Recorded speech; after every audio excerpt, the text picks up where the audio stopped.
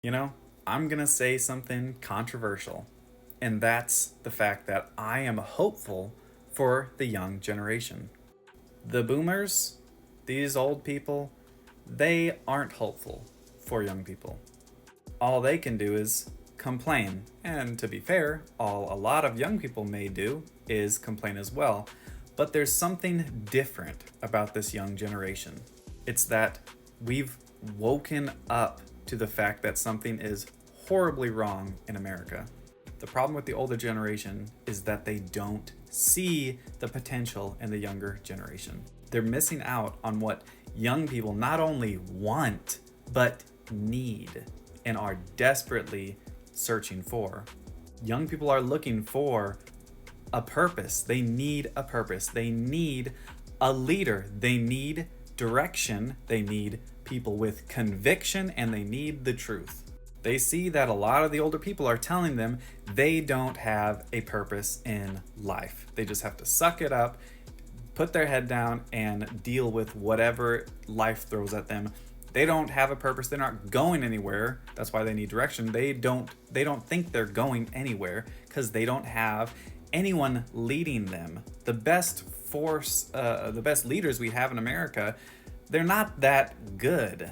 That's why people are going to people that are kind of on the outskirts of what people would consider the mainstream, because they see that these people on the outskirts are actually speaking truth. They're actually leading people in some degree or another. Whereas the people in leadership positions, whether locally or whether government or in our communities, they see them failing. They're not leading the young people. That's why people are always going to these people online. They're seeing that these are leaders. They're saying things.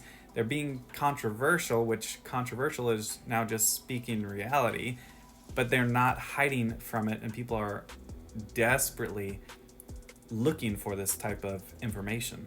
And the problem is, even if someone, may say something in leadership and may present themselves as a leader, what pulls young people away from them is that they lack conviction very often. They say one thing, but then they'll change their mind a second later when it's convenient. And young people have seen this not only in politics, but in the church. I would say Christians have seen this in the church. 2020 was a great example of how people lacked any type of conviction to what they actually believed. They flopped around and had no standing, no basis for anything that had any type of biblical truth. And that's what a lot of people realized is, hey, they're just going with whatever these wicked people in the government are saying, these foolish people in the government are saying. And a lot of young people did kind of fall for it too, because they were following who was supposed to be the smart, wise, older leaders that knew what they were doing, but they very easily proved that they didn't. Not only that, but even financially, we see that we're in a big financial rut in the US. I have hope that it'll get better, but it only gets better if we do something about it. Anytime an older person looks at a younger person and says, oh, they aren't doing well, this generation, they start complaining about the generation, we always have to keep one thing in mind. Who the heck raised that generation? Who are their parents? Kids ultimately do have their own free wills. They can do whatever they want.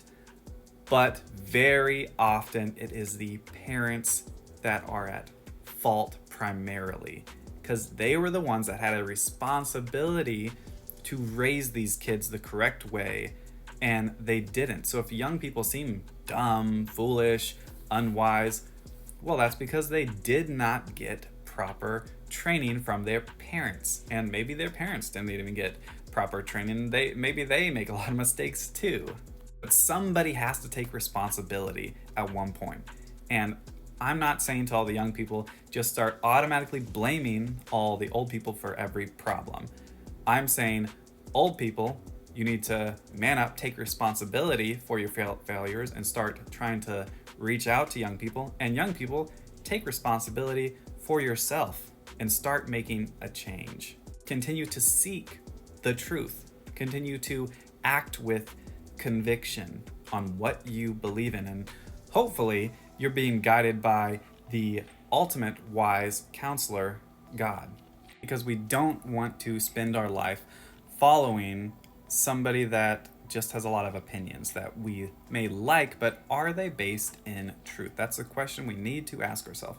Is what this guy's saying based in something that is objectively true? Something true across all cultures, across all time. It's always going to be true. Like, a man is a man and a woman is a woman. Wow, that's always true. There's no exceptions. Or, killing a baby. That's always objectively wrong. Well, the only way we can have any type of objective standard is from God. Without God, we're just following opinions. Whether you like it or not, that's reality. And I want us to remember that what's driving this degradation of our culture, of our values, is not only people rejecting God, but the fact that people have in their mentality that the world's about to end tomorrow. Well, that's not based in truth. We can't have this mindset of the world's getting worse and worse until it all comes crumbling down in some type of destruction. That does not give people hope for the future. That does not give people direction, because if we're just waiting to be wiped out, what's the point? And a lot of people believe that to be the case. And that's where I believe a lot of the inaction and disengagement has come from. So we need to stop disengaging, reject this false theology, because that's ultimately where it's stemming from. There's a lot more I could keep going on about, but I'm just going to end it here. And I'm sure, like I said, I missed a lot. So let me know what your guys' thoughts are in the comments below. And if you like more of this, make sure to give it a follow. My normal content I post has to do with theology, me going through the scriptures and showing you what it actually means. And a lot of people misinterpret the scriptures, and I'm not claiming I have all knowledge about everything. I'm just saying I'm just going to basically go through it with you, and if it makes sense, it makes sense. I try to keep it basic. I try to keep it to what the text actually says, and we can interpret it together, and you can come to your own conclusions. Hope you enjoyed this video. God bless.